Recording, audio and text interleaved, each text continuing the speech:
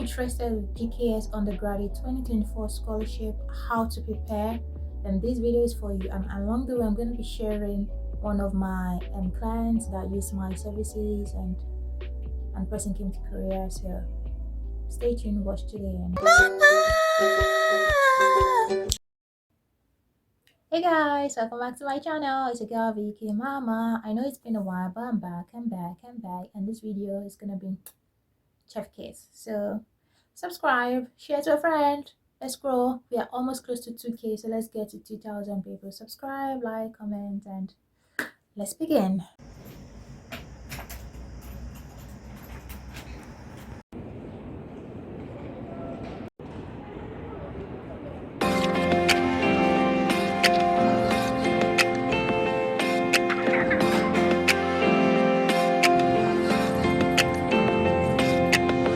Feels like the end of the road.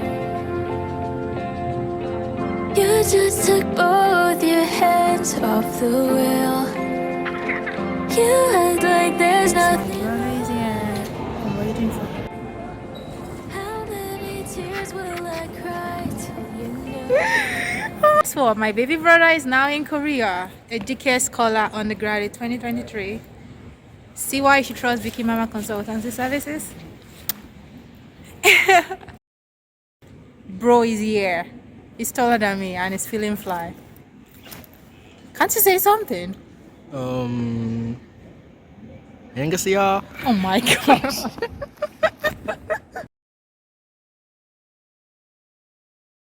I see your comment asking me to do an undergraduate scholarship video. Why I was stalling is because the graduate scholarship GKS is still ongoing. Well, it's rounding off the first round, so I think now I can now talk about the undergrad because I didn't want it to clash. That's why. So I could see that most of you are undergraduate. So now here's Vicky spilling the tea about the GKS Undergraduate 2024. So do not miss out. The GKS Undergraduate 2024 opens in October, so you have from now till October to prepare. Again, previous years for undergraduates GKS, you have to be under 25. I don't know about the 2024 because the application guide is not out, so no one knows, but I'm just referring to the previous years. So you have to be under the age of 25. So if you've exceeded that age, I do not think this is applicable for you to. Okay. Number one, you need your high school transcript. So high school, secondary school, they're the same. You need the high school transcript. So if you're from a West African country, for example, Nigeria, WAEC, GC, NECO, does not matter, but you could submit it as supplementary document. GKS is focused on your high school transcript for undergraduate scholarship application. Yeah, it's weird because other countries, like, they don't even consider your high school transcripts. They mostly focus on your GCSE, but I don't know why GKS chose to be different. So your high school transcript, so you have to go back to the school you graduated from and get a transcript. So the transcript must contain the CGPA, that's the cumulative GPA, and sometimes some schools do not have GPA for each semester, so that's not a problem, that's fine. But if they have it, that's good. And if your school transcript does not contain the CGPA, the school has to write a document explaining how your grades are being calculated. And if you decide to use the other means to calculate your grades, like using the WES or Scholar, after doing that, you have to take the converted GPA back to your school for them to acknowledge it. So they have to write an additional document stating they agree with the conversion, and yeah, you're good to go. So you need high school transcripts. And if you finish from different high schools, I don't know, I think the last high school you finish from is the one that matters the most. But if you can get the grades from previous schools that you finished from, that will just serve as additional document. So you need the high school transcript, number one. You also need your high school certificate. So transcript and certificate compulsory, required. And number two, you need your birth certificate. So that shows the relationship between you and your family and your citizenship.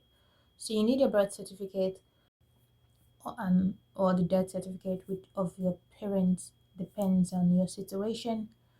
And then you have to take it to court because, for example, if you're Nigeria falls under the non-egg countries. So if you're Nigerian graduated from your country, which is Nigeria, for example, you have to go through the consular confirmed means. And consular confirmed for a Nigeria or country that it's not from the egg, you have to, for Nigeria for example, you have to take this document, which is your transcript, your degree, and your birth certificate, or to a court and get an affidavit, a sworn affidavit. So it's just showing that you are testing out this document you have is true, it's correct, it's valid, so that whatever thing that happened, if you're submitting false documents, you'll be held responsible. So that would just take a day. That does not take time. So you just get this one affidavit together with documents. Then if you're from an egg country or you graduated from an egg country, you have to take your high school transcript, your degree back to the country. You send it to them for them to get it apostille. You can't do it in Nigeria. So if you, for example, you graduated from the UK high school, you have to take your UK high school transcript. You have to DHL it back to the UK for them to do the necessary, get it apostille for you and send it back. And the next step, I'm just focused on Nigeria because I have more experience in that, but it's kind of similar to every other countries as well. The next step is for you to take it to two different ministries, the Ministry of Education and the Ministry of Foreign Affairs, and they're both situated in Abuja in Nigeria. So check with your own country and find out where your ministries are located. So you take it to first the Ministry of Education. You have to book an appointment, I think. I hear it's crowded there because a lot of people want to leave the country and so on. So you have to book an appointment. It's not that expensive. I think it's 600 naira per for to get it, but the price might have changed, so you have to confirm. So you have to get the stamp from the Ministry of Education. Or before then, make sure you have photocopies of all these documents, probably colored photocopies, because GKS will not return your original document. So make photocopies before going to the court, colored photocopies. So you take this attested document from the court to the Ministry of Education and they put a stamp on it. Do not forget to collect your receipt or remitter because that will be required by the Korean Embassy. Then you take it to the Ministry of Foreign Affairs as well and get it stamped and authenticated as well.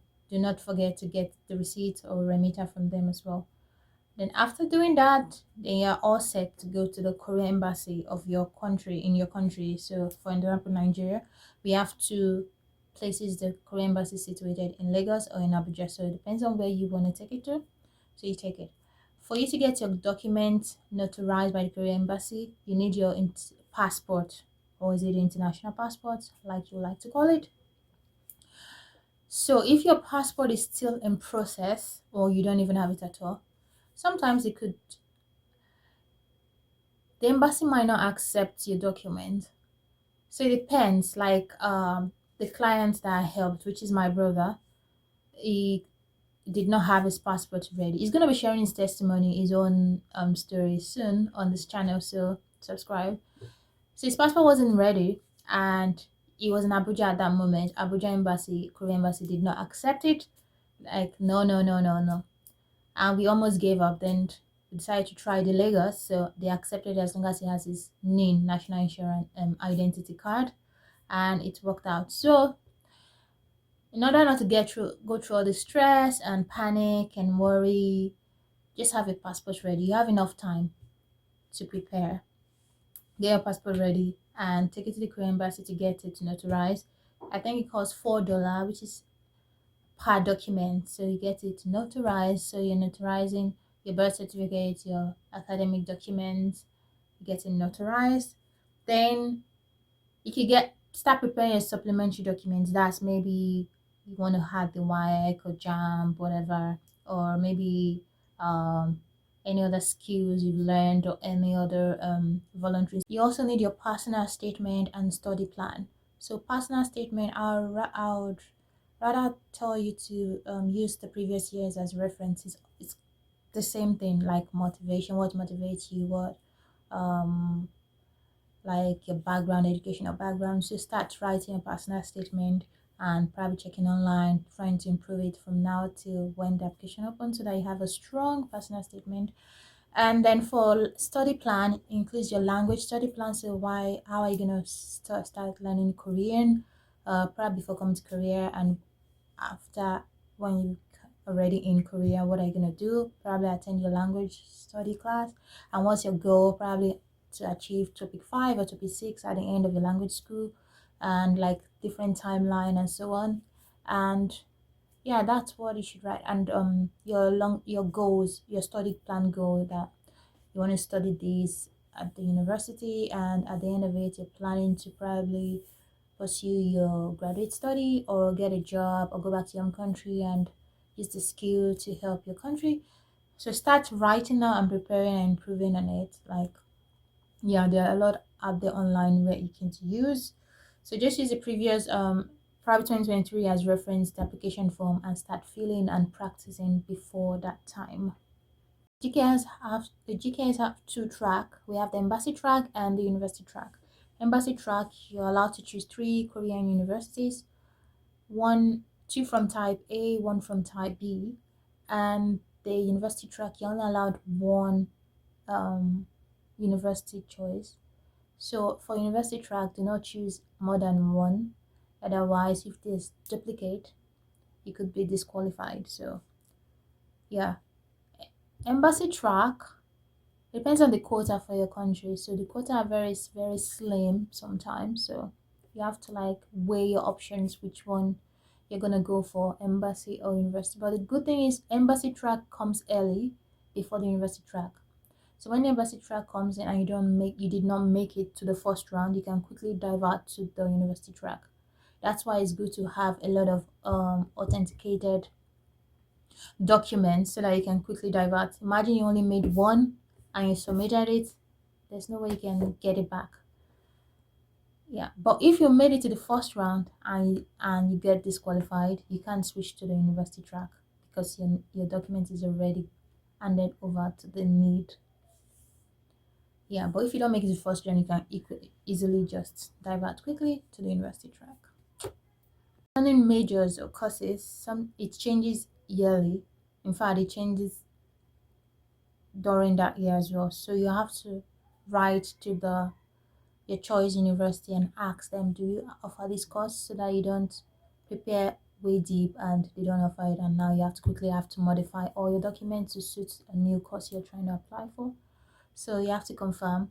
Usually in the GKS guidelines, they put the email addresses of the GKS universities that you can write to, or you could just Google online and find and make inquiries.